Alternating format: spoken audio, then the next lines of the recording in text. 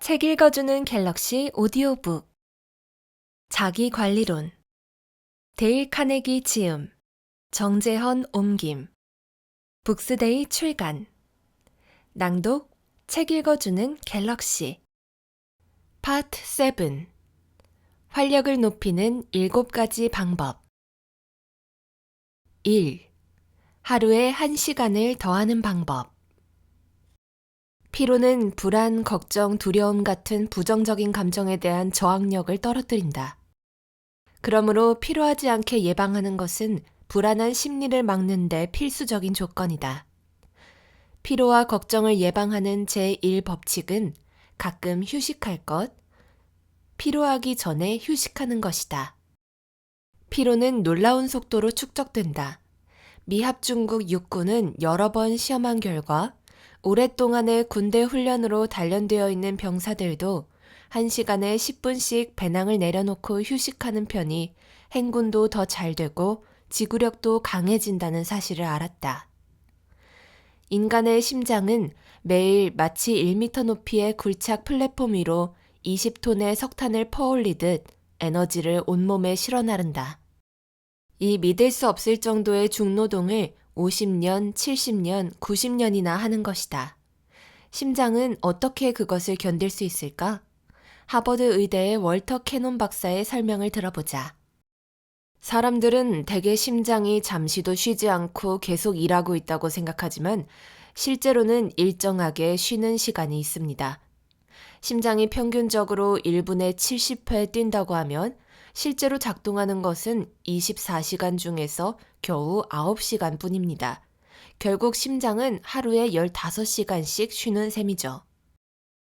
제2차 세계대전 당시 윈스턴 처칠은 60세 후반에서 70세 초반의 나이였지만 전쟁 기간 동안 하루에 16시간씩 일하며 영국의 군사작전을 지휘했다. 어떻게 그럴 수 있었을까? 처칠은 아침 11시까지는 침대에 누운 채로 보고서를 읽고 명령하고 전화로 중요한 회의를 주관했다. 점심 식사 후에는 다시 1시간 동안 낮잠을 잤다. 저녁이 되면 다시 침대로 가서 저녁 식사 시간인 8시까지 2시간 동안 잤다. 그는 피로를 회복한 것이 아니라 예방한 것이다. 피로가 쌓이기 전에 수시로 휴식을 취하여 발랄하고 기운차게 깊은 밤까지 일할 수가 있었던 것이다. 존 록펠러는 놀라운 기록을 2개나 세웠다. 하나는 그의 시대의 일찍이 그 유래를 찾아볼 수 없을 정도의 거부가 되었다는 것이고 또 하나는 98살까지 살았다는 것이다. 비결이 무엇일까? 가장 중요한 이유는 물론 그가 장수할 수 있는 유전자를 물려받은 덕분일 것이다. 하지만 또 다른 중요한 이유는 매일 낮 12시에 사무실에서 30분씩 낮잠을 자는 습관 덕분일 것이다.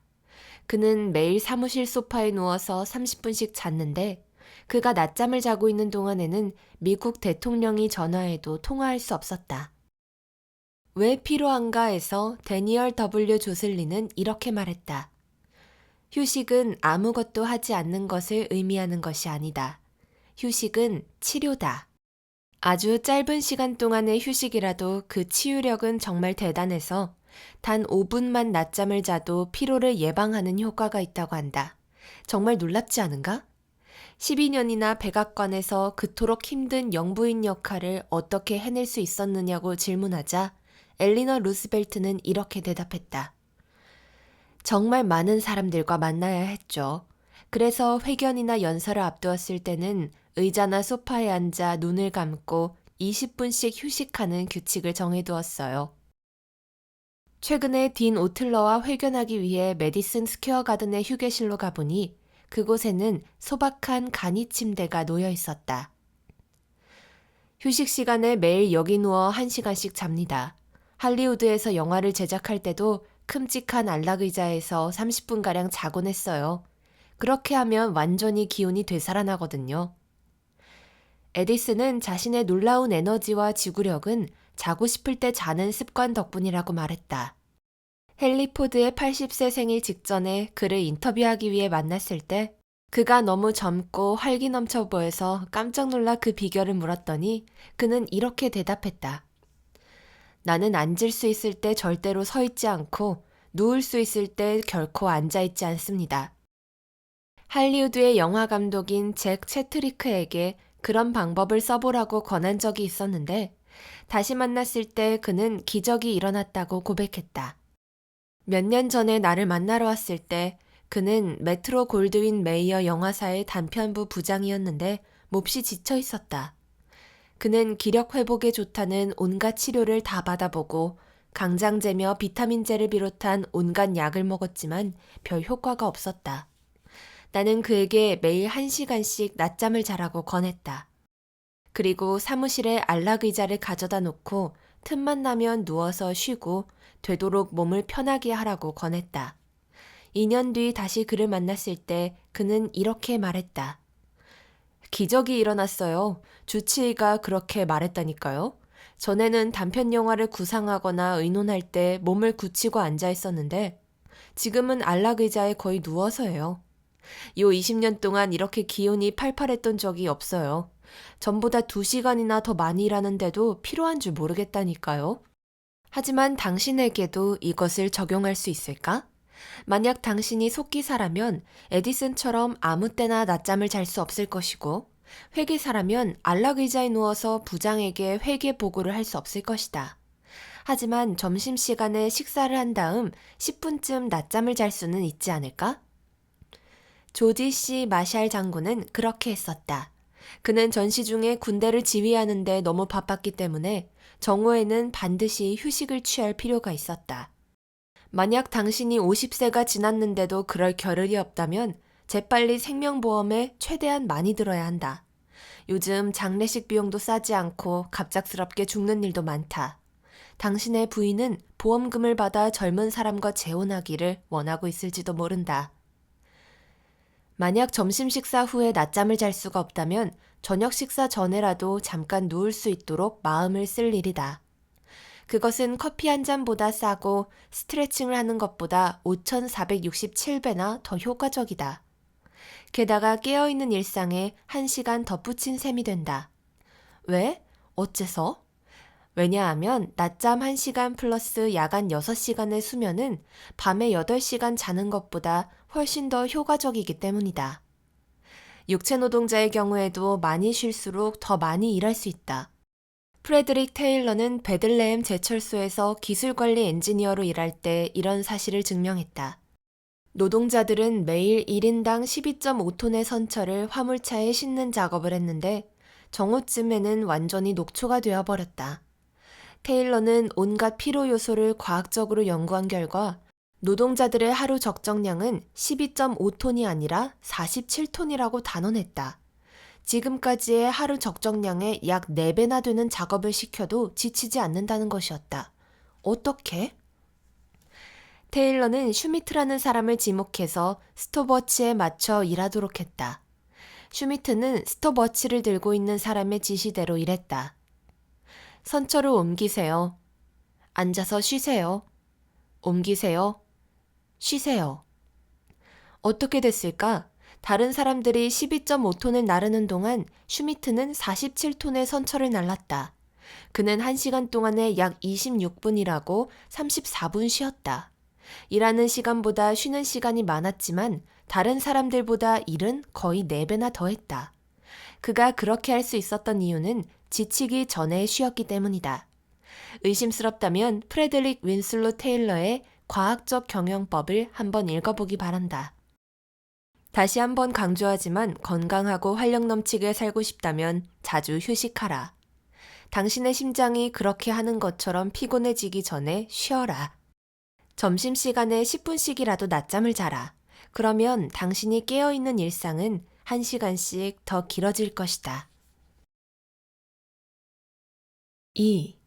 피로에 대처하는 방법. 놀랍고도 중요한 사실을 하나 알려주겠다. 정신적 작업만으로는 사람은 지치지 않는다는 사실이다. 믿기 어렵겠지만 사실이다.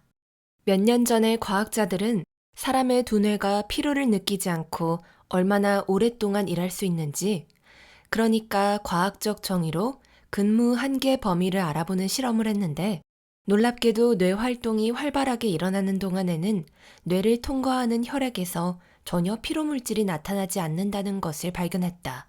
육체 노동자가 일하는 동안에 채취한 혈액에는 피로독소와 피로물질이 가득하지만 엘버트 아인슈타인 같은 사람의 뇌에서 채취한 피에는 하루 일과를 마칠 즈음에도 피로독소가 나타나지 않는다는 뜻이다. 뇌에 관한 한 8시간 혹은 12시간을 일한 뒤에도 처음과 마찬가지로 제대로 활발하게 활동한다. 뇌는 전혀 지치지 않는 것이다. 그렇다면 무엇이 사람을 지치게 하는가? 심리학자들은 우리가 느끼는 피로한 증상의 대부분은 우리의 정신적, 감정적 태도에 원인이 있다고 단언하고 있다. 영국의 유명한 심리학자 J.A. 헤드필드는 그에 져서 힘의 심리학에서 이렇게 말하고 있다. 우리를 괴롭히는 피로 증상은 대부분 정신적 원인에서 오는 것이 많고 전적으로 육체적 원인에서 오는 피로 증상은 극히 드물다. 미국의 심리학자인 A.A. 브릴 박사는 이보다 한 걸음 더 나아가 극단적으로 표현하고 있다. 앉아서 일하는 건강한 사람들이 느끼는 피로는 100% 심리적 요인에서 비롯된다. 이것은 곧 피로가 감정적인 요인에서 생긴다는 것을 의미한다. 어떤 종류의 감정적인 요소가 앉아서 일하는 사람들을 피곤하게 하는 것일까? 기쁨? 만족? 그럴 리가. 절대로 그건 아니다. 지루함, 분노, 정당하게 평가받지 못한다는 기분, 초조, 불안, 걱정과 같은 감정적인 요인들이 사무실에서 일하는 사람들을 피곤하게 만들고 쉽게 감기에 걸리게 하며 생산성을 줄이고 신경성 두통을 느끼게 하는 것이다. 이런 감정들이 몸속에서 신경성 긴장을 유발하기 때문에 우리는 피로해지는 것이다. 메트로폴리탄 생명보험사는 피로에 관한 작은 책자 속에서 이 사실을 분명하게 지적하고 있다. 열심히 일한 데서 오는 피로는 대개의 경우 충분한 수면이나 휴식으로 회복된다. 잘 자고 푹 쉬었는데도 풀리지 않는 피로의 3대 원인은 걱정, 스트레스, 감정적인 불안이다. 가끔 신체적, 정신적인 업무가 피로 요인인 것처럼 보이는 경우라도 알고 보면 이 3가지가 원인인 경우가 많다. 편하게 푹 쉬어라. 중요한 순간을 위해 에너지를 축적하라. 지금 곧 하던 일을 멈추고 자신을 진단해보라. 지금 얼굴을 찌푸리고 있는가? 미간을 찡그리고 있는가? 허리를 잔뜩 구부리고 책상을 들여다보고 있는가? 어깨를 구부리고 있는가? 표정이 굳어 있는가? 잠깐이라도 당신의 온몸을 오래된 헝겊 인형처럼 축 늘어뜨리고 편안하게 쉬어라. 신경이 극도로 피곤할 때는 어떻게 해야 할까? 첫째도 휴식, 둘째도 휴식, 셋째도 휴식이다. 일을 하면서도 휴식하는 방법을 배워라. 물론 이건 쉬운 일은 아니다. 그러려면 아마 당신은 평생의 습관을 바꿔야 할 것이다. 하지만 노력할 가치는 있다. 그것으로 당신의 일생이 완전히 달라질 수도 있으니까. 윌리엄 제임스는 휴식의 찬가라는 제목의 에세이 속에서 다음과 같이 말했다. 사람들의 과도한 스트레스, 들쑥날쑥한 기분, 숨막힘, 격렬함, 고통스러운 표정들은 그저 나쁜 습관일 뿐이고 그 이상도 그 이하도 아니다. 스트레스는 습관이다. 휴식도 습관이다. 나쁜 습관은 고칠 수 있고 좋은 습관은 만들 수 있다. 어떻게 긴장을 풀까? 마음을 편안히? 아니면 신경을 느긋하게? 아니다. 언제나 근육을 편안하게 푸는 것으로 시작해야 한다. 어떤 식으로 하는지 한번 해보자. 먼저 눈부터 시작하자. 눈을 감고 조용히 당신의 눈을 향해 이렇게 말하라. 쉬어. 긴장하지 말고 찡그리지 말고 쉬어. 1분 동안 조용히 아주 느리게 이 말을 되풀이하는 동안 당신의 눈 근육은 당신의 말에 따르기 시작한다. 당신은 언제 어디에 있든 틈틈이 쉴 수 있다. 하지만 그냥 쉬는 것만으로는 부족하다. 휴식은 모든 긴장을 제거하고 가장 편안한 상태에 들어가는 것이다. 먼저 눈과 얼굴의 근육을 풀어주는 것부터 시작하자. 얼굴 근육에서 나온 에너지가 몸 가운데로 흘러가는 것을 느껴보자. 가장 중요한 기관은 눈이다. 눈은 신체가 소비하고 있는 온 신경 에너지의 4분의 1을 소비하고 있기 때문이다. 수많은 사람들이 눈의 피로에 시달리고 있는 이유도 바로 여기에 있다. 사람들은 눈을 혹사시키고 있는 것이다. 다음은 휴식을 취하는 3가지 방법이다. 1. 틈날 때마다 몸을 헌 양말처럼 축 늘어뜨리고 쉬어라. 2. 최대한 편안한 자세로 일해라. 3.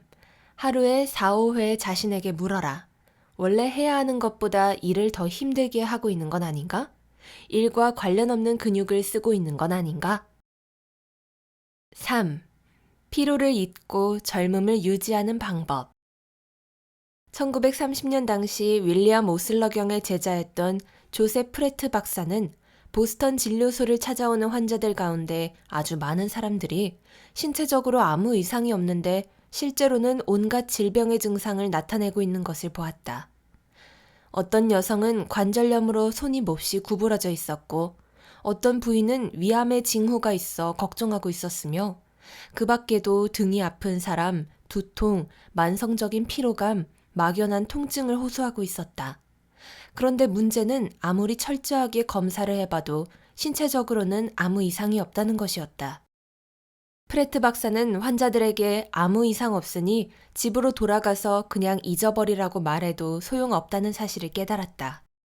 그렇게 쉽게 사라질 고통이라면 병원을 찾지도 않았을 것이다. 그래서 그는 치료교실을 시작했다. 치료교실의 효과는 대단했다.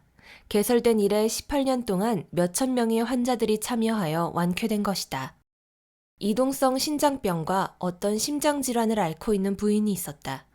그녀는 너무나 걱정스러운 나머지 때때로 눈앞이 캄캄해지면서 앞이 보이지 않을 정도였다. 그러던 그녀가 그 치료교실 덕분에 지금은 마음이 차분해져서 쾌활하고 건강하게 살고 있다. 그녀는 다음과 같이 말했다. 가정불화 때문에 너무 괴로워서 차라리 죽어버리고 싶을 정도였습니다. 그런데 이 치료교실에 다니면서 괴로워해도 소용없다는 것을 깨달았고 괴로워하지 않는 방법을 알게 됐습니다. 덕분에 지금은 정말로 평온하게 살고 있습니다. 치료교실의 로즈 힐퍼딩 박사는 걱정을 줄이는 가장 좋은 방법은 정화법이라고 말했다. 누군가 믿을 수 있는 사람에게 걱정을 털어놓는 방법이에요. 환자들은 여기에 와서 지금 걱정하고 있는 것, 괴로워하고 있는 일들에 대해서 자세히 이야기합니다. 혼자 걱정하면서 계속 마음속에 품고만 있으면 결국 신경이 곤두서게 되고 긴장하게 되죠. 우리는 걱정을 서로 나누어야만 합니다. 이 세상에 내 걱정을 들어주고 이해해주는 사람이 있다는 것을 느껴야만 해요. 정신분석은 어느 정도까지는 말의 치유력을 토대로 하고 있다. 프로이트 이래로 정신분석학자들은 환자들이 걱정을 다른 사람에게 이야기하는 것만으로도 내면의 고통에서 벗어날 수 있다는 사실을 알게 되었다. 아마도 말을 하면서 스스로 자신의 문제점에 대해 정확하게 알게 되고 더 잘 이해하게 되기 때문일 것이다. 말을 한다고 해서 걱정하고 있는 문제가 해결되는 것은 아니지만 마음속에 있던 부정적인 감정을 말로 표현하면 편안한 기분이 든다는 것은 누구나 알고 있을 것이다. 고민을 말로 털어놓는 것 말고 집에서 활용할 수 있는 방법도 몇 가지 있다. 1. 영감을 얻을 수 있는 자기만의 노트나 스크랩북을 준비하라. 그 속에 당신을 기분 좋게 해주는 시, 짤막한 기도, 인용문을 발견할 때마다 붙여넣어라. 2. 다른 사람의 결점에 지나치게 집착하지 마라. 당신의 남편이 절대로 완벽하지 않다는 것을 인정하라. 그가 완벽한 성인군자였다면 당신과 결혼하지도 않았을 것이라고 생각하라. 혹시 남편을 잘못 만났다는 생각이 들거든 남편의 좋은 점을 하나씩 기록해보라. 생각해보면 꽤 많이 찾아낼 수 있을 것이다. 그리고 마침내 역시 내 남편이라는 사실을 깨닫게 될 것이다. 3.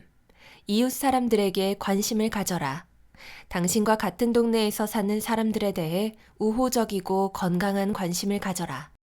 매우 배타적인 어떤 부인은 길에서 마주치는 이웃 사람들에 대해 무엇이든 이야기를 만들어 보라는 치료법을 권고받았다. 그래서 그녀는 길에서 만난 동네 사람들에 대해서 성격이 어떨지, 생활 방식은 어떨지, 환경은 어떨지, 무엇을 좋아할지 등을 상상하기 시작했다. 그러자 그 사람을 다음에 다시 보았을 때는 왠지 친근하게 느껴졌고 지금은 남과 사귀기를 좋아하는 유쾌한 사람이 되었다. 4. 잠자리에 들기 전에 내일 할 일을 미리 짜두어라. 가정주부들은 끝없는 집안일에 쫓기는 느낌에 시달린다. 집안일은 절대로 끝나는 법이 없기 때문에 늘 시간에 쫓기고 있는 것이다.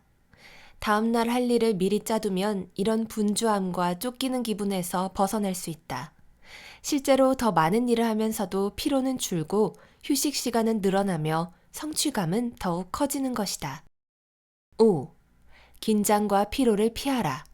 긴장을 풀고 몸을 편하게 하라. 긴장과 피로만큼 당신을 빨리 늙게 하는 것은 없다. 내 조수는 보스턴 치료교실에서 폴 존슨 교수가 긴장을 푸는 규칙들에 대한 강의를 할 때 참가한 적이 있었는데 다른 참가자들과 함께 긴장을 풀어주는 운동을 10분 정도 하고 나서 의자에 앉은 채 거의 잠이 들었다고 한다. 가정주부라서 좋은 점은 원할 때 언제든지 누울 수 있다는 것이다. 그것도 거실 바닥에 누울 수 있다는 것이다. 딱딱한 마루는 푹신한 침대보다 긴장을 풀기에 더 좋다. 저항이 강하기 때문에 오히려 척추에 더 좋은 것이다. 그럼 집에서 할 수 있는 운동법을 몇 가지 배워보자. 일주일 동안 계속해보고 당신의 표정과 기분이 어떻게 달라졌는지 살펴보기 바란다. 1. 피로하다고 느낄 때마다 마룻바닥에 누워 최대한 길게 몸을 늘려라. 그렇게 몸을 길게 늘린 상태로 뒹굴어도 좋다. 하루에 2번씩 이 운동을 하라. 2. 눈을 감고 존슨 박사가 조언한 대로 이렇게 말해라. 태양이 머리 위에서 빛나고 있다. 파란 하늘이 맑게 반짝인다. 자연은 고요하게 세계를 지배한다. 자연의 아이인 나는 우주와 조화를 이루고 있다. 이 말 대신 좋아하는 기도문을 외워보는 것도 좋다. 3. 만약 누울 수 없다면 의자에 앉아서도 거의 같은 효과를 얻을 수 있다. 몸을 편하게 하는 데는 딱딱하고 등받이가 높은 의자가 좋다. 고대 이집트의 석상처럼 똑바로 의자에 앉아 손바닥을 아래로 향하게 하여 넓적다리 위에 편안히 올려놓는다. 그리고 천천히 발가락에 힘을 주었다가 다시 힘을 뺀다. 다리의 근육을 긴장시켰다가 다시 힘을 뺀다. 이런 식으로 점점 몸의 위쪽으로 올라가며 목 근육에 이를 때까지 계속한다. 그 다음에는 머리를 마치 축구공이라고 생각하고 크게 돌린다. 그러는 동안 내내 당신의 근육들을 향해 이렇게 말한다. 쉬어라. 긴장을 풀어라. 5. 천천히 깊이 숨을 쉬어 신경을 가라앉혀라. 인도의 고행자처럼 깊은 곳에서부터 심호흡하라. 6. 얼굴에 생긴 주름살과 가시 돋친 듯한 표정에서 생기는 주름살을 생각해보고 그것을 매끈하게 편다고 상상하라. 이마에 그려진 깊은 주름이나 입술 양옆에 잡힌 주름살을 풀어주자. 하루에 2번씩만 그렇게 하면 미용실에 가서 마사지를 받지 않아도 될 것이다. 아마도 주름살은 흔적도 없이 사라져버릴 테니까. 4. 피로를 극복하는 직장인의 4가지 습관. 좋은 업무 습관 1. 책상을 늘 깔끔하게 정리하라. 시카고 앤 노스웨스턴 철도회사 사장 롤란드 L. 윌리엄스는 이렇게 말하고 있다. 여러 가지 잡다한 서류를 책상 위에 산더미처럼 쌓아놓은 사람들이 있는데 지금 당장 필요하지 않는 것을 모조리 치워버리면 좀 더 쉽고 정확하게 일을 할 수 있다는 것을 알게 될 것이다. 이것이 능률을 올리는 첫걸음이다. 워싱턴의 국회 도서관 천장화를 살펴보면 시인 알렉산더 포프가 남긴 문장을 발견할 수 있다. 질서는 하늘의 제1규칙이다. 질서는 일에서도 제1의 규칙이어야 한다. 하지만 대개의 사무실 책상 위에는 몇 주째 한 번도 들여다보지 않은 서류들이 잔뜩 쌓여 있다. 심지어 뉴올리언스의 어느 신문사 발행인은 비서가 자기 책상을 정리하고 나서야 2년 전에 잃어버렸던 타자기를 찾았다고 말한 적도 있다. 답장을 보내지 않은 편지, 보고, 메모들로 어질러져 있는 책상은 보기만 해도 혼란, 긴장, 걱정을 일으킨다. 그보다 더 나쁜 것은 산더미처럼 쌓인 일거리와 그 일을 처리할 시간이 부족한 상태다. 그런 상황에서는 걱정 때문에 긴장과 피로가 쌓이게 되고 고혈압, 심장병, 위염 등으로 발전할 수도 있는 것이다. 펜실베니아 대학의 존 H. 스토크 박사는 만성 질환으로서의 기능적 노이로제라는 제목의 연구 보고서에서 환자의 정신 상태에서 탐구해야 할 첫 번째 항목으로 해야만 한다는 관념 또는 의무감, 해야 할 일이 쌓여 있다는 긴장감을 꼽았다. 하지만 책상을 정리하고 결단을 내리는 것처럼 기본적인 방법으로 고혈압, 의무감, 꼭 해야만 하는 일이 계속되는 업무에서의 긴장 따위를 예방할 수 있을까? 유명한 정신과 의사인 윌리엄 세들러 박사는 이 간단한 방법으로 신경쇠약을 예방할 수 있었던 환자의 이야기를 들려주었다. 그 사나이는 시카고에 있는 어느 큰 회사 중역이었는데 처음 나에게 왔을 때 긴장, 초조, 번민으로 그야말로 거꾸로 떨어지기 직전이었다. 이대로 가다가는 정말 심각한 상황이 되리라는 것을 그 자신도 알고 있었지만 이를 떠날 수는 없었다. 그래서 의사에게 도움을 구했던 것이다. 상담을 하고 있는 도중에 전화벨이 울렸다. 병원에서 온 전화였는데 나는 그 일을 상담 뒤로 미루지 않고 바로 그 자리에서 처리했다. 그것이 일을 처리하는 나의 방침이었던 것이다. 조금 지나자 또 전화가 걸려왔다. 긴급을 요하는 문제였기 때문에 그에게 양해를 구하고 잠시 이야기를 나누었다. 전화를 끝내고 나는 오래 기다리게 해서 미안하다고 사과했다. 그런데 그의 표정이 활짝 밝아져 있었다. 괜찮습니다, 선생님. 지금 기다리는 이 10분 동안 내 문제가 무엇인지 안 것 같습니다. 이제 사무실로 돌아가서 업무 습관을 바꾸려고 합니다. 그 전에 실례지만 선생님 책상을 좀 볼 수 있을까요? 나는 책상 서랍을 모두 열어 보여주었다. 문구류와 간단한 소모품 말고는 아무것도 없었다. 아직 처리하지 못한 서류는 어디에 넣어두십니까? 모두 끝냈죠. 아직 답장을 보내지 못한 편지 같은 것은요? 그런 것은 한 통도 없습니다.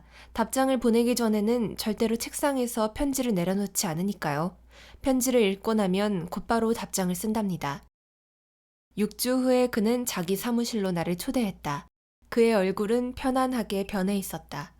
그는 책상 서랍을 열어 처리되지 않은 일은 아무것도 없다는 것을 보여주었다. 6주 전까지만 해도 나는 2개의 사무실에서 3개의 책상을 쓰고 있었습니다. 책상마다 처리해야 할 일거리가 잔뜩 쌓여 있었고요. 아무리 열심히 일해도 일거리는 줄어들지 않았고 영원히 끝나지 않을 것 같았죠. 선생님과 이야기를 나누고 돌아와서 책상을 정리하기 시작했습니다. 묵은 서류들을 모조리 없애버린 겁니다. 지금은 책상 하나만 쓰고 있습니다. 일거리가 생기면 바로바로 처리하는 습관을 들였더니 처리하지 못한 일거리 때문에 초조하거나 긴장하거나 걱정하는 일이 모두 사라졌습니다. 가장 놀라운 것은 내가 완전히 회복된 겁니다. 늘 쓰러질 것처럼 피곤했었는데 이제는 심지어 아주 건강하게 느껴질 정도입니다.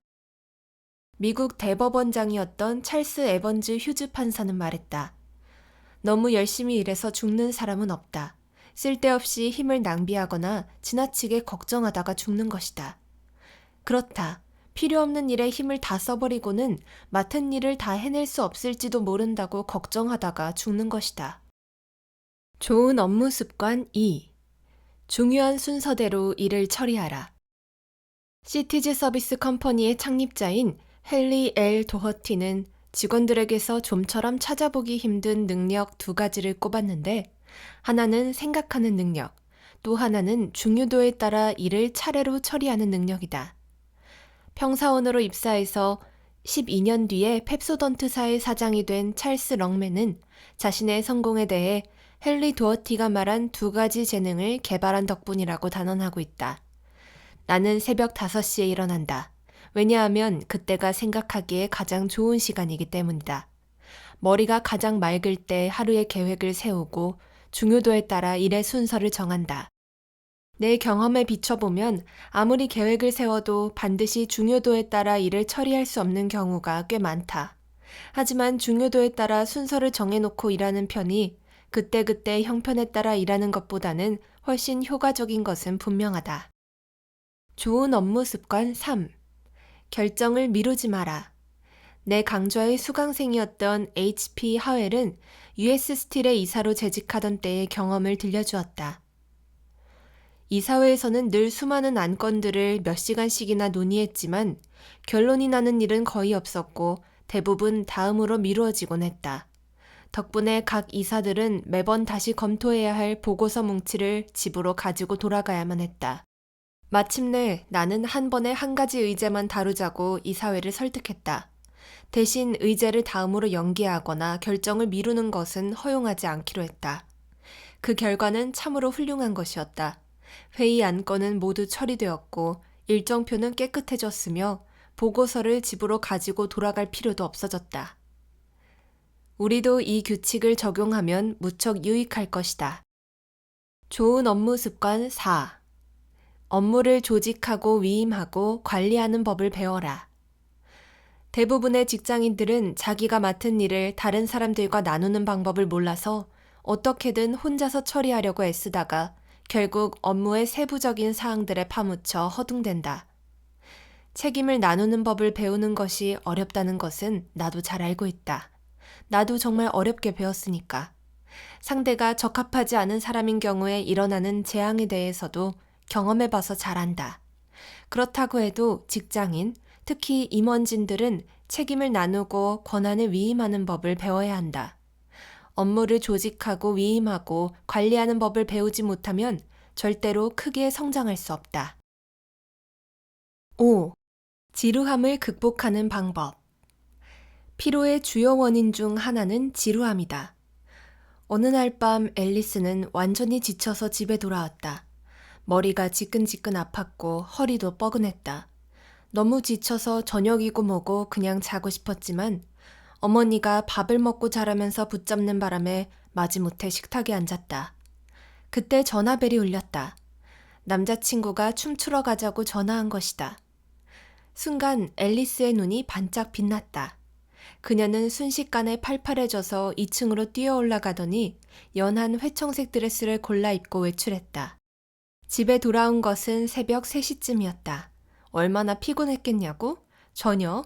지치기는커녕 집에 돌아온 뒤에도 여전히 마음이 한껏 들떠 있어서 잠을 이루지 못할 정도였다. 그렇다면 바로 8시간 전에 앨리스는 정말로 지쳐 있었던 것일까? 물론이다. 그녀는 분명히 지쳐 있었다. 매일 하는 일이 지루하고 따분해서 그녀는 우울했고 에너지는 고갈되어 버렸다. 앨리스 같은 사람은 얼마든지 있다. 당신도 그중 하나인지도 모른다. 사람들의 감정적 태도가 육체적 활동보다 한층 더 피로와 관계가 있다는 것은 누구나 다 아는 사실이다. 조셉 E. 버마크는 심리기록이라는 연구보고서에서 권태가 피로의 원인이 되는 것을 입증했다. 그는 학생들에게 그들이 절대로 흥미를 가질 수 없는 테스트를 했다. 결과는 어땠을까? 학생들은 피로했고 졸음이 왔으며 두통과 눈의 피로 등을 호소했다. 심지어 위의 통증을 느끼는 사람도 있었다. 이것은 그냥 상상이었을까? 아니다. 학생들에 대해 신진대사 테스트를 해본 결과 사람이 권태를 느끼면 인체의 혈압과 산소의 소비량이 현실적으로 감소되고 사람이 자신의 일에 흥미와 기쁨을 느끼기 시작하면 순식간에 신진대사의 속도가 늘어난다는 것을 알았다. 사람들은 뭔가 재미있고 신나는 일을 하고 있을 때는 절대로 지치지 않는다. 예를 들어 얼마 전에 나는 캐나다 로키 산맥에 있는 루이스 호수 근처에서 휴가를 보냈다. 나는 코랄 크리크 강가에서 송어 낚시를 했는데 내 키보다도 높은 잡목이 우거진 숲을 헤치며 나무 뿌리에 걸려 넘어지기도 하고 쓰러진 나무 밑을 빠져나가기도 하면서 8시간이나 계속한 뒤에도 지치지 않았다. 어떻게 그랬을까? 그 일이 정말 신나고 재미있었기 때문이다. 게다가 나는 큼직한 얼룩무늬 송어를 6마리나 낚아 짜릿한 성취감까지 맛보았다. 하지만 만약 내가 낚시질을 좋아하지도 않는데 누군가에게 끌려가서 마지못해 고생하면서 8시간을 보내야 했다면 어땠을까? 나는 해발 2100m나 되는 고지에서 그렇게 힘든 일을 하다가 나중에는 완전히 뻗어버렸을 것이다. 심지어 등산과 같은 격렬한 활동에서도 등산에 필요한 고된 활동보다 지루함이 훨씬 더 사람들을 지치게 한다. 미니애폴리스의 농공저축은행의 은행장 S.H. 킹맨은 이런 사실을 실증하는 이야기를 해주었다. 1943년 7월 캐나다 정부는 캐나다 산악회의 특별 유격대원의 등산 훈련을 도와줄 가이드를 몇 명 보내달라고 요청했다. 킹맨도 군인들을 안내할 가이드의 한 사람으로 뽑혔는데 가이드들의 나이는 42세에서 59세 사이였다. 그들은 젊은 군인들을 이끌고 빙하를 건너고 눈 덮인 벌판을 가로질러 12m의 가파른 절벽을 밧줄에 의지한 채 작은 구멍에 발을 끼우면서 올라갔다. 그들은 캐나다 로키 산맥에서 두 번째로 높은 마이클스 봉과 리틀 요호 계곡에 있는 여러 봉우리들을 올라갔다. 무려 15시간에 걸친 등반이었다.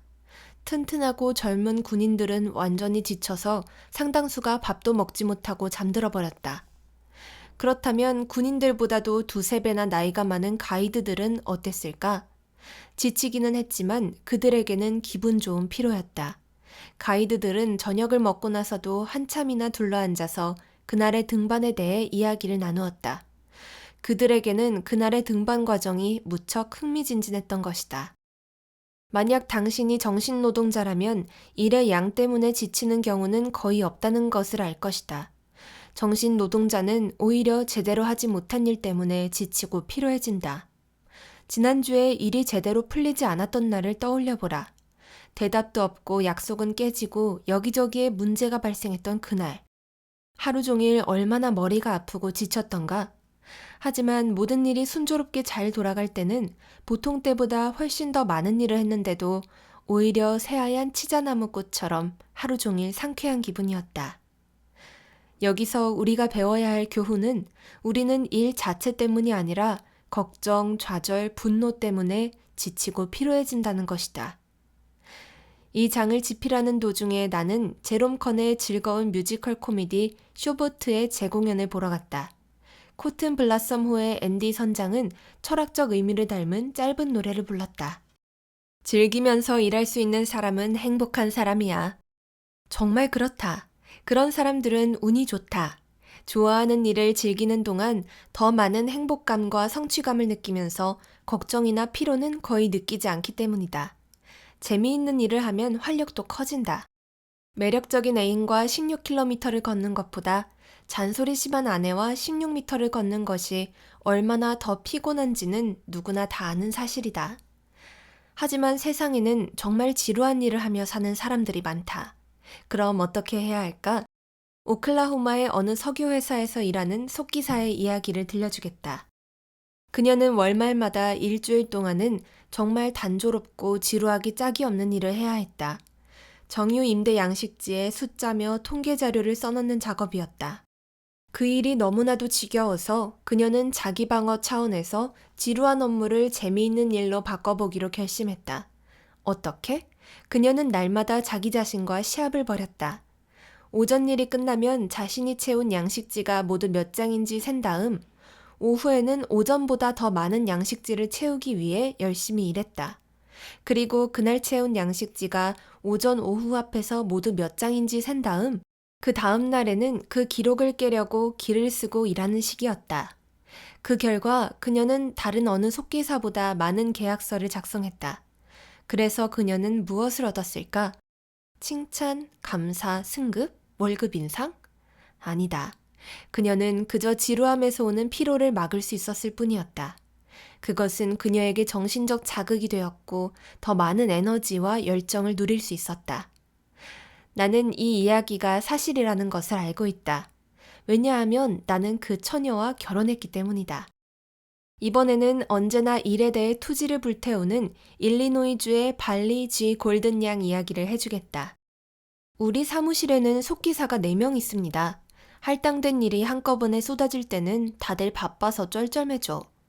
어느 날 부장님이 굉장히 긴 편지를 다시 치라고 하기에 거절했습니다. 다시 칠 필요 없이 그냥 수정하면 된다고 말이죠. 그러자 그럼 다른 사람에게 시키겠다는 것이었습니다. 화가 머리끝까지 치밀었지만 내가 하겠다고 편지를 받았어요. 편지를 다시 치기 시작했을 때 문득 나를 대신해 이 일을 하려고 노리고 있는 사람들이 많다는 것을 깨달았습니다. 게다가 나는 이런 일을 하려고 월급을 받고 있는 것이고요. 그렇게 생각하자 정신이 번쩍 들었습니다. 그래서 정말 싫은 일이지만 즐겁게 일해주리라 결심했습니다. 그러자 정말 놀라운 일이 벌어졌어요. 즐거운 것처럼 일하려고 마음먹자 정말로 즐거워졌거든요. 일이 즐거워지자 능률도 올라가서 야근할 필요도 없어졌고 일 잘한다는 평판까지 얻었죠. 게다가 어떤 부장님이 전속 비소가 필요해졌을 때 나를 지목했어요. 늘 즐거운 얼굴로 일한다는 것이 그 이유였어요. 마음가짐을 바꾸는 것에서 생기는 힘은 나에게 정말 중요한 발견이었습니다. 골든 양은 자기도 모르게 한스 바이힌겔 교수의 것처럼 철학을 사용한 셈이다. 마치 행복한 것처럼 행동하고 말하면 정말로 행복해지고 자신의 일에 흥미가 있는 것처럼 행동하면 지루하고 대수롭지 않던 일이 정말로 흥미진진한 일이 되면서 당신의 피로, 스트레스, 걱정을 줄여주는 기적이 일어난다는 것이다. 샘은 공장에서 볼트 만드는 일을 하고 있었다. 그 일에 진저리가 나서 당장 그만두고 싶었지만 마지못해 계속하고 있었다. 어느 날 그는 어차피 일을 그만둘 수 없다면 어떻게든 재미있는 것으로 바꿔야겠다는 생각이 들었다. 그는 옆에서 일하는 다른 직공들에게 시합을 제안했다. 그들은 매일 아침 동시에 기계 스위치를 올리고 누가 가장 빨리 많이 정확한 볼트를 만들어내는지 시합했다. 현장 주임은 샘의 일처리 솜씨에 감탄해서 곧 그를 더 좋은 자리로 옮겨주었다. 30년 뒤 샘은 볼드윈 기관차 제조 공장의 사장이 되었다. 만약 그가 지루한 일을 재미있게 하려고 결심하지 않았다면 한평생 직공으로 지내야만 했을 것이다. 매일 아침 자기 자신을 격려하라. 이것이야말로 심리학의 핵심 요소다. 우리의 삶은 우리가 생각하는 대로 된다.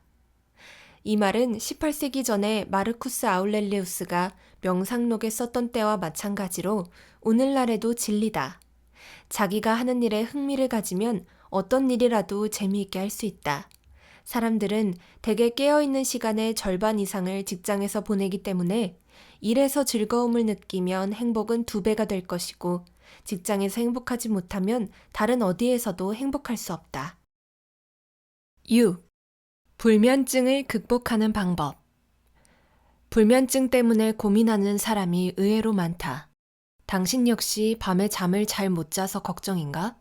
그렇다면 국제 변호사인 세뮤얼 운터마이어의 이야기를 해주겠다. 그는 평생 단 한 번도 푹 자본 적이 없는 사람이다. 세뮤얼은 대학에 다닐 때 천식과 불면증에 시달렸다. 그는 어차피 잠을 잘 수 없다면 이리 뒤척 저리 뒤척 하면서 괴로워하지 말고 공부나 하자고 마음먹었다. 그 결과 어떻게 되었을까? 그는 모든 과목에서 우수한 성적을 거두어 뉴욕 시립대학의 천재 중 하나가 되었다. 변호사 개업을 한 뒤에도 불면증은 계속되었지만 걱정하지 않았다. 그는 자연이 자기를 지켜준다고 믿었고 정말로 그랬다.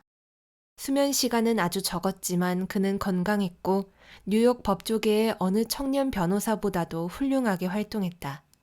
아니, 다른 사람이 자는 동안에도 일을 했기 때문에 훨씬 더 많은 일을 했다. 겨우 21살에 7만 5천 달러의 연봉을 받는 세뮤얼의 비법을 알아내기 위해 청년 변호사들이 법정으로 몰려들었다. 1931년 그는 어떤 사건을 맡게 되었는데 그때까지 아마 단일 사건으로는 최고의 수임료인 100만 달러를 받았다. 그의 불면증은 여전히 계속되었다. 그는 밤늦도록 서류를 읽었고 새벽 5시에는 벌써 문서를 작성하기 시작했다. 대개의 사람들이 일을 시작하려고 할 때쯤에 그는 이미 그날 해야 할 일의 절반이나 맞춰놓고 있는 것이었다. 그러고도 그는 81세까지 건강하게 살았다. 한평생 깊이 자본 적이라곤 한 번도 없는데도 말이다. 하지만 만약 그가 다른 사람들처럼 불면증을 걱정하면서 괴로워했다면 그는 평생 병약하고 기운 없이 살았을지도 모른다. 사람은 인생의 3분의 1을 잠으로 소비하면서도 수면의 실체에 대해서는 정확히 알지 못한다. 물론 그것이 일종의 습관이고 자연의 섭리 속에서 몸을 회복하는 휴식하는 상태라는 것 정도는 알고 있지만 개인별로 얼마나 많은 수면 시간이 필요한지는 알지 못한다. 필요한 수면 시간이 개인마다 다르다는 것도, 심지어 잠을 꼭 자야 하는 것인지조차 우리는 확신하지 못한다. 제1차 세계대전 중 헝가리 군인 폴 커는 뇌 전두엽에 총알이 관통하는 부상을 당했다. 그는 치료를 받고 부상에서 회복했지만 이상하게도 잠을 잘 수가 없었다. 의사들이 온갖 종류의 진정제며 마취제, 심지어 최면술까지 시도해보았지만 폴커는 잠들지 않았고 졸린 느낌조차 없었다. 의사들은 그가 오래 살 수 없을 거라고 말했다. 하지만 예상은 모두 빗나갔다. 그는 취직도 했고 오래도록 건강하게 살았다. 그는 누워서 눈을 감고 휴식했지만 잠은 자지 않았다. 그의 사례는 수면에 대한 상식을 뒤엎는 의학계의 미스터리였다. 어떤 사람들은 다른 사람들보다 더 많이 자야 한다. 토스카니는 하루에 5시간만 자면 충분했지만 켈빈 쿨리지 대통령은 하루에 11시간 이상이나 잤다. 다시 말해서 토스카니는 인생의 5분의 1을 잠으로 보냈지만 쿨리지는 인생의 절반을 잠으로 소비한 셈이다. 불면증 때문에 시달리는 사람들을 관찰해보면 불면증 자체보다 불면증에 대한 걱정으로 더 고통을 받는다는 것을 알 수 있다. 불면증에 대해 걱정하는 것은 불면증 자체 이상으로 건강에 해롭다. 뉴저지주 리즈필드 파크의 아이라 샌드러나는 내 수강생은 만성 불면증 때문에 거의 자살 직전에까지 내몰렸었다고 한다. 정말 미칠 지경이었어요. 전에는 아침에 알람이 울려도 눈이 떠지지 않아서 툭하면 회사에 지각을 할 정도로 잠이 많았거든요. 어느 날 지각하지 말라고 사장님이 경고하더라고요. 계속 늦잠을 자다가는 해고될 수도 있다는 생각이 들었죠. 친구들에게 의논했더니 잠들기 전에 알람 시계에 주의력을 집중해보라고 하더군요. 알람 시계 소리에 귀를 기울이면서 내일 아침에 알람이 울리면 바로 일어나야 한다고 스스로에게 암시를 하라는 거였죠. 그것이 불면증의 시초였습니다. 그 빌어먹을 알람 시계의 째깍거리는 소리에 홀린 것처럼 밤새도록 그 소리가 신경에 걸려서 한숨도 못 잔 거예요. 날이 밝았을 때는 너무 피곤해서 거의 병자처럼 느껴졌어요. 그리고 그런 상태가 8주나 계속되었습니다. 그때의 괴로움은 도저히 말로 표현할 수가 없을 정도예요. 나는 정말 미쳐버릴 것 같았어요. 밤새도록 방 안을 서성거리다가 차라리 창문으로 뛰어내려 모든 것을 끝내버릴까 하고 생각한 적도 여러 번이었습니다. 생각도 못해 옛날부터 잘 아는 의사를 찾아갔더니 의사는 나를 진찰하고 나서 이렇게 말하더군요. 아이라, 밤에 잠이 안 오더라도 걱정하지 말고 그냥 이렇게 생각해요. 괜찮아. 아침이 될 때까지 잠들지 못해도 그냥 눈을 감고 누워만 있어도 충분히 휴식을 취할 수 있어. 나는 그의 말대로 두 눈을 감고 스스로에게 말했어요. 괜찮아. 잠이 들건 안 들건 상관없어. 이렇게 눈을 감고 누워만 있어도 난 충분히 휴식할 수 있어. 그렇게 2주가 지나자 나는 다시 잠을 잘 수 있게 되었고 날카롭게 곤두서 있던 신경도 보통 상태로 돌아왔습니다. 아이라를 정말 고통스럽게 만든 건 불면증 자체가 아니라 잠을 못 자면 다음날 어떻게 일하지? 하는 따위의 불면증에 대한 걱정이었던 것이다. 시카고 대학의 나다니엘 클라이트만 박사는 수면에 관한 세계적인 전문가이다. 그는 사람은 불면증 때문에 죽지 않는다고 단언하면서 정확히 말하면 사람들은 불면증 때문에 걱정을 하고 그로 인해 저항력이 약해지면 세균에 감염될 수도 있는 것이고 사실 불면증을 걱정하는 사람들을 관찰해보면 보통 스스로 생각하는 것보다 훨씬 더 많이 잔다고 설명했다.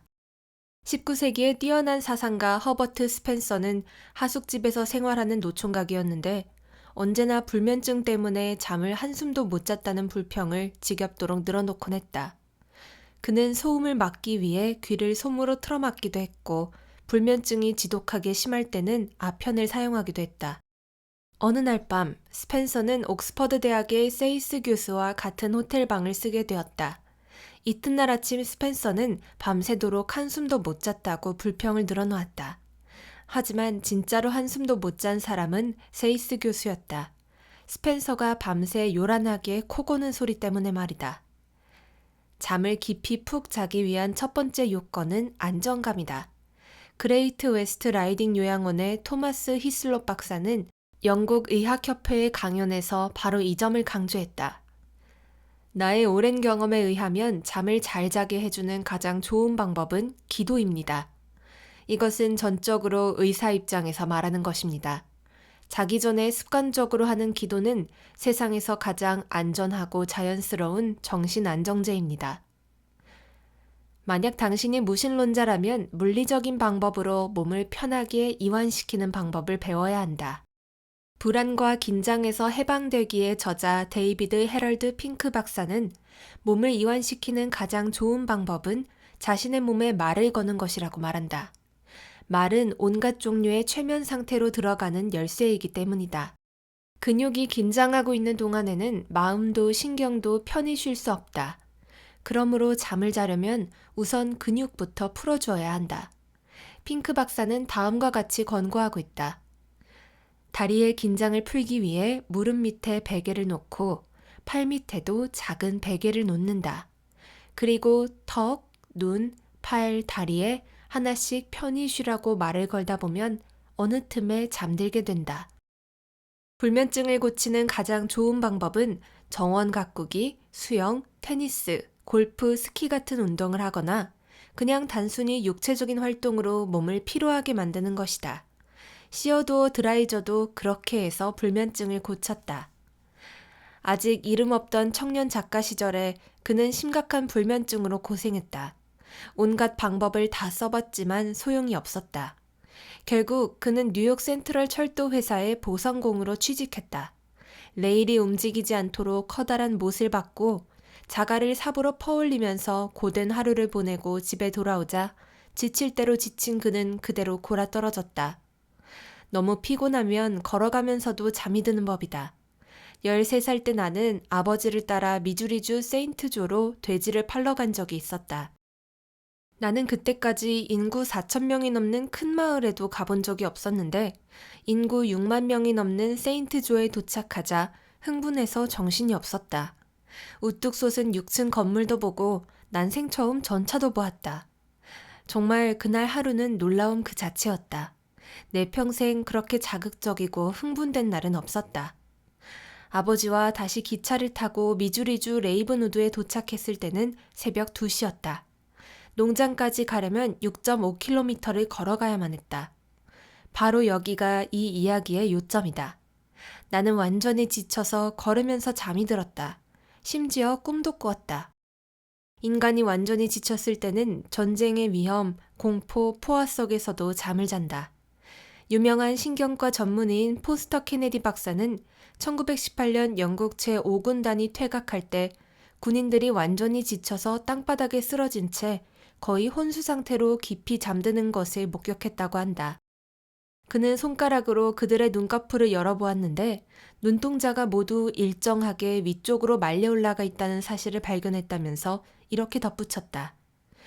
그 다음부터 나는 잠이 오지 않을 때는 눈동자를 위로 올리는 운동을 합니다. 그러면 곧 하품이 나고 졸리기 시작합니다. 통제할 수 없는 자동 반사 작용인 거죠. 잠을 못 자서 죽은 사람은 아직까지 없었고 앞으로도 아마 없을 것이다. 자연의 규칙에 따라 사람은 자신의 의지와 상관없이 잠에 빠져든다. 아마도 잠을 안 자고 버티는 것보다 음식이나 물 없이 버티는 것이 훨씬 쉬울 것이다. 불면증을 극복하는 5가지 방법. 1. 잠이 오지 않을 때는 세뮤얼 운터마이어가 한 것처럼 일어나서 잠이 올 때까지 일을 하든지 독서를 하라. 2. 잠을 못 자서 죽은 사람은 아무도 없다는 것을 기억하라. 불면증에 대한 걱정은 불면증 그 자체보다 해롭다. 3. 자기 전에 기도를 하거나 좋은 시를 읽어라. 4. 몸을 편하게 이완시켜라. 5. 운동하라. 깨어있지 못할 정도로 몸을 몹시 피곤하게 만들어라. 7. 모든 걱정의 70%는 돈 관리 방법. 내가 모든 사람의 경제적인 문제를 해결해 줄 수는 없다. 하지만 이 주제에 관해 전문가의 말을 인용하여 몇 가지의 실질적인 조언을 들려줄 수는 있다. 레이디즈 홈 저널의 조사에 의하면 모든 걱정의 70%는 돈과 관련된 것이라고 한다. 갤럽 여론조사의 창설자인 조지 갤럽은 대부분의 사람들이 수입이 10%만 늘어나도 경제적 걱정이 사라질 거라고 믿고 있다고 말했다. 정말로 그런 사람도 있겠지만 대부분의 경우 그렇지 않다. 예산 전문가인 LC 스테이플턴은 뉴욕 워너베이커 백화점과 진벨스 백화점에서 수년 동안 재정 자문으로 일하고 있고 경제적인 문제를 겪고 있는 사람들을 도와주기 위해 개인 컨설턴트로도 일하고 있다. 그녀는 다양한 소득층의 사람들을 도와주었다. 그녀는 이렇게 이야기하고 있다. 경제적인 문제를 겪고 있는 사람들의 대부분은 수입이 증가해도 해결되지 않습니다. 오히려 수입이 증가하는 이상으로 소비가 늘어나고 경제적 문제가 더 커지는 것을 수없이 보았습니다. 사람들이 돈 문제로 고통을 받는 건 대부분 돈이 부족해서라기보다는 가지고 있는 돈을 관리하는 방법을 모르기 때문입니다. 마지막 말에 당신은 코웃음을 치고 있을지도 모르겠다. 하지만 스테이플턴이 모든 사람이 다 그렇다고는 말하지 않았다는 것을 기억해 주기 바란다. 그녀는 대개의 사람이라고 했지 당신을 지적한 것은 아니다. 당신의 동생, 사촌, 친구들을 말한 것이다. 당신은 이렇게 말할지도 모른다. 이 카네기란 사람이 내 가계부를 보고도 이런 배부른 소리를 할 수 있을지 몰라. 도대체 내 월급이 얼마나 되는지, 매달 필요한 생활비가 얼마나 되는지 알기나 하냐고. 글쎄, 나도 경제적 문제는 이미 충분히 경험한 사람이다. 미주리주의 옥수수밭과 건초농장에서 하루에 10시간씩이나 일한 적도 있다. 그런 중노동을 하면서도 1시간에 1달러는커녕 고작 5센트를 받았다. 하루 일이 끝나면 어찌나 고달프던지 그땐 어떻게든 육체노동의 고통에서 벗어나는 것이 소망이었을 정도였다. 나는 목욕탕도 없고 물이 줄줄 새는 집에서 20년 동안 사는 것이 어떤 것인지 안다. 영하 15도의 추운 방에서 잔뜩 몸을 웅크리고 자는 것이 어떤 것인지 안다. 5센트밖에 안 되는 전차값을 아끼기 위해 구멍난 신발을 신고 10마일을 걸어 다니는 것이 어떤 것인지 안다. 식당 메뉴판에서 가장 싼 음식을 주문해야 한다는 것이 어떤 것인지 안다. 세탁소에 가지 않고 바지의 주름을 펴기 위해 요 밑에 깔고 자는 것이 어떤 것인지도 나는 잘 안다.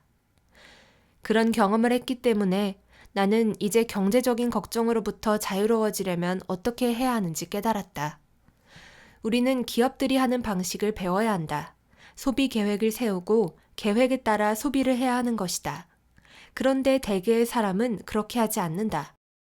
내 친구이자 이 책을 출판하는 회사의 사장인 레온 심스키는 많은 사람들이 돈에 대해 신기할 정도로 정말 무지하다고 지적하면서 자기가 알고 있는 어느 격리사원의 이야기를 해주었다. 그는 회사의 일에는 숫자의 마법사라고 불릴 정도로 유능한 사람이었지만 자기 개인의 경제 관리에는 영 아니었다. 금요일 오후에 급여를 받으면 마음에 드는 코트를 발견하는 순간 대뜸 그것을 산다. 집세, 전기료 등의 고정 비용은 안중에도 없다. 당장 돈이 있으면 쓰고 보는 것이다. 여기에 경제 관리에 대한 답이 있다. 당신의 돈을 당신만의 사업을 운영하는 것처럼 관리하라는 것이다.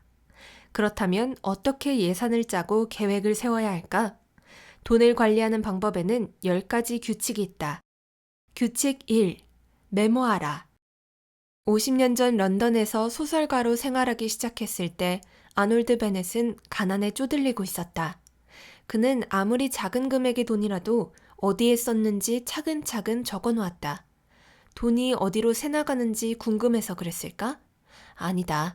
그는 사실 기록하고 말고 할 돈도 없었다. 하지만 그는 메모하는 것을 좋아했기 때문에 부자가 될 수 있었다고 할 수 있다. 그는 세계적으로 유명해지고 개인 요트를 소유할 정도로 부자가 된 뒤에도 메모를 계속했다. 존 디 록펠러도 돈의 흐름을 기록했다. 그는 밤에 기도를 끝내고 잠자리에 들기 전에 자기가 갖고 있는 돈이 정확히 얼마인지, 어디에 얼마를 썼는지 자세히 알고 있었다. 우리도 그들처럼 메모하는 습관을 가져야 한다. 평생 동안? 아니다. 그렇게까지는 하지 않아도 된다. 예산 전문가들은 적어도 1개월, 가능하다면 3개월 동안만이라도 동전 한 입까지 정확하게 기록해보라고 충고한다. 그렇게 해야 자신에게 딱 맞는 예산을 세울 수 있기 때문이다. 규칙 2. 자신에게 맞는 예산을 세워라. 같은 지역에서 같은 수의 자녀를 둔 두 가족이 똑같이 생긴 집에서 나란히 살고 있고 재산 수입도 똑같다고 해도 그들에게 필요한 예산은 전혀 다르다. 왜냐하면 사람들은 모두 성격도 생활 방식도 취향도 다른 데다가 예산은 매우 개인적이고 습관적인 것이기 때문이다. 예산을 세운다고 해서 생활 속에서 누릴 수 있는 모든 즐거움을 배제해야 하는 것은 아니다. 예산은 물질적인 안정감을 주기 위해서 짜는 것이다. 예산을 세우는 것만으로도 대부분의 사람들은 감정적인 안정감을 얻는다. 스테이플턴은 이에 대해 이렇게 말한다. 자신에게 잘 맞는 예산을 세워서 생활하면 삶이 더 행복해지고 윤택해집니다. 하지만 어떻게 시작하면 좋을까? 규칙 1에서 말한 것처럼 일단은 자신의 소비 패턴에 대해 철저하게 알아야 한다. 1개월, 가능하면 3개월 동안 동전 한 입까지 정확하게 기록하라. 그것을 가지고 전문가와 상담하라. 경제적인 문제에 대해 기꺼이 무료로 상담해주고 당신의 수입과 소비 패턴에 딱 맞는 예산을 작성할 수 있도록 도와줄 복지단체들은 얼마든지 있다. 규칙 3. 현명하게 소비하는 법을 배워라. 당신이 갖고 있는 돈의 가치를 최고로 만드는 방법을 배워라. 규모가 큰 회사에서는 모두 최상의 물품을 최선의 조건으로 구입하기 위해 전문적인 구매 관리자와 구매 에이전트를 두고 있다. 당신은 당신 자산의 개인 관리인 겸 책임자로서 왜 이런 일을 하지 않는가? 경제 관리와 현명한 소비에 대해 공부하라. 수많은 잡지와 정보들을 최대한 활용하라. 규칙 4. 수입이 늘어난다고 걱정거리도 같이 늘리지 마라. 스테이플턴의 말에 의하면 가장 예산을 세우기 어려운 대상은 연소득 $5,000가 되는 가정이라고 한다. 연수입 $5,000는 대개의 미국 가정에서 목표점인가 봐요. 그동안 합리적이고 성실하게 생활하던 사람들이 드디어 연수입 $5,000가 되면 목표에 도달했다는 생각에 갑자기 생활비를 늘립니다. 대출금 이자가 아파트 집세보다 싸다면서 교회에 집을 사고 자동차를 바꾸고 새 가구, 새 옷까지 따위를 사들이는 거죠. 하고 깨달았을 때에는 이미 적자입니다. 수입보다 소비가 더 늘었기 때문이죠. 하지만 이것은 매우 자연스러운 일이다. 더 많은 것을 갖고 싶고 더 많이 즐기고 싶은 것은 본능이니까. 하지만 길게 볼 때 수입이 늘어도 예산을 세워야 하지 않을까? 규칙 5. 개인 신용도를 높여라. 만약 당신이 급하게 돈이 필요한 입장이라면 가장 먼저 보험증권과 채권을 확인해 보기 바란다.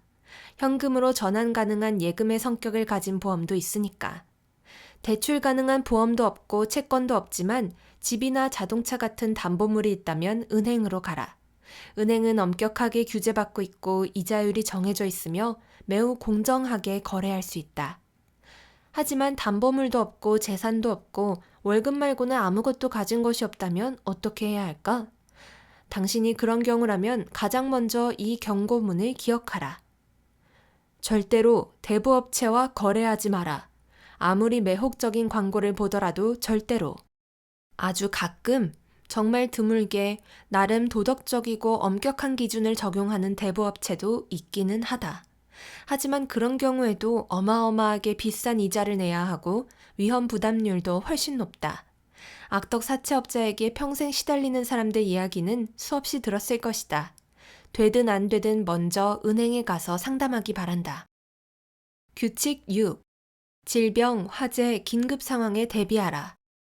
온갖 종류의 사고, 불행, 일어날 수 있는 수많은 응급 상황에 대비할 수 있는 방법으로 비교적 싸고도 도움이 되는 것은 보험이다.